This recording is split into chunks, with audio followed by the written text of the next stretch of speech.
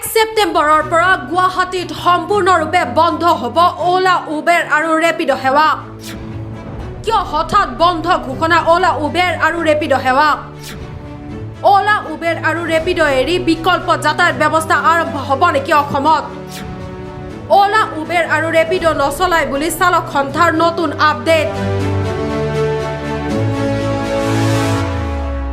1 ছেপ্টেম্বৰ 2026 পৰা গুৱাহাটীত ওলা উবেৰ আৰু ৰেপিড' সেৱা বন্ধ কৰাৰ হুংকাৰ দিছে এতিয়া অনলাইন কেব চালক সন্থাই।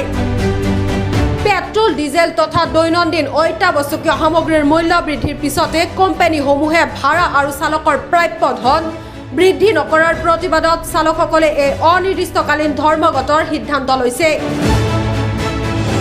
এতিয়া মূল প্ৰশ্ন হ'ল, কিয় হঠাৎ বন্ধ ঘোষণা ওলা উবেৰ আৰু ৰেপিড' চালকসকলৰ?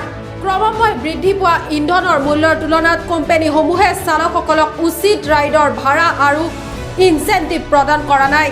চালক সন্থাই চৰকাৰে নিৰ্ধাৰণ কৰা মৰ্মে হেচবেক বাহনৰ বাবে প্ৰতি কিলোমিটাৰত 25 টকা আৰু চিডান বাহনৰ বাবে প্ৰতি কিলোমিটাৰত 30 টকা ভাড়া দাবী কৰিছে। গাড়ী মেৰামতি আৰু দৈনন্দিন পৰিচালনাৰ খৰচ বহুখিনি বৃদ্ধি পাইছে, যাৰ বাবে বৰ্তমানৰ ভাড়াত গাড়ী চলোৱাটো চালকসকলৰ বাবে অসম্ভৱ হৈ পৰিছে বুলি দাবী এতিয়া চালক সন্থাৰ। এই সন্দৰ্ভত কেব কোম্পানী আৰু পৰিবহণ বিভাগৰ বাৰম্বাৰ লিখিতভাৱে অভিযোগ জনোৱাৰ পিছতো কোনো স্থায়ী সমাধান নোলোৱাৰ বাবে চালকসকল ক্ষুব্ধ হৈ পৰিছে এতিয়া। যদিও চৰকাৰী পক্ষই এই বিষয়টোক লৈ অলপমান তেওঁলোকে ইচ্ছা প্ৰকাশ কৰিছিল সমাধানৰ দিশে, কিন্তু আজিলৈকে আমি তেনেকুৱা ধৰণৰ কোনো ফল নাপালোঁ।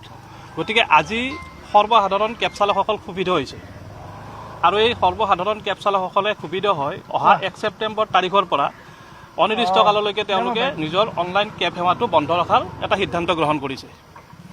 আৰু ইয়াৰ লগতে আমি সংগঠন হিচাপে তেওঁলোকক সমৰ্থন জনাইছোঁ, যিহেতুকে সৰ্বসাধাৰণ চালকে এই কাৰ্যসূচীটো লৈছে। এই কাৰ্যসূচীটো আমি লোৱা নাই, আচলতে আমি তেওঁলোকক সমৰ্থন জনাইছোঁ আৰু তেওঁলোকৰ লগত আমি আছোঁ বুলি কৈছোঁ।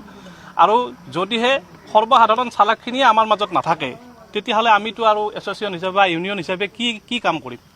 গতিকে আমি এই মুহূৰ্তত আপোনালোকক জনাব বিচাৰিছোঁ যে ইতিমধ্যে আমাৰ লগত বহু সংখ্যক EV অটো চালকো আহি তেওঁলোকেও নতুনকৈ যদিও জড়িত হৈছে এই প্ৰতিষ্ঠানসমূহৰ লগত, তেওঁলোকৰো ওজৰ আপত্তিবিলাক আমাক জনাইছে। আৰু এই 1 তাৰিখৰ কাৰ্যসূচীটোৰ লগত সংগতি ৰাখি গুৱাহাটী মহানগৰীত EV অটো চালকসকলেই হওক বা কেব চালকসকলেই হওক যৌথভাৱে এই বন্ধ কাৰ্যসূচীটো তেওঁলোকে চলাই লৈ যাব।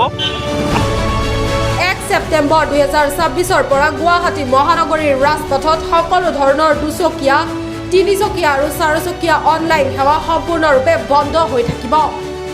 চালক সংস্থাই সকীয়াই দিছে যে 31 আগষ্টৰ ভিতৰত কোম্পানী আৰু কৰ্তৃপক্ষই তেওঁলোকৰ ন্যূনতম ভাড়াৰ দাবীসমূহ পূৰণ নকৰিলে এই ধৰ্মঘট অনিৰ্দিষ্টকাললৈ অব্যাহত থাকিব।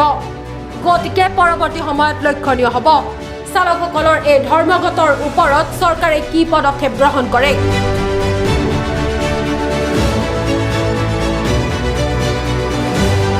News desk report, news any digital.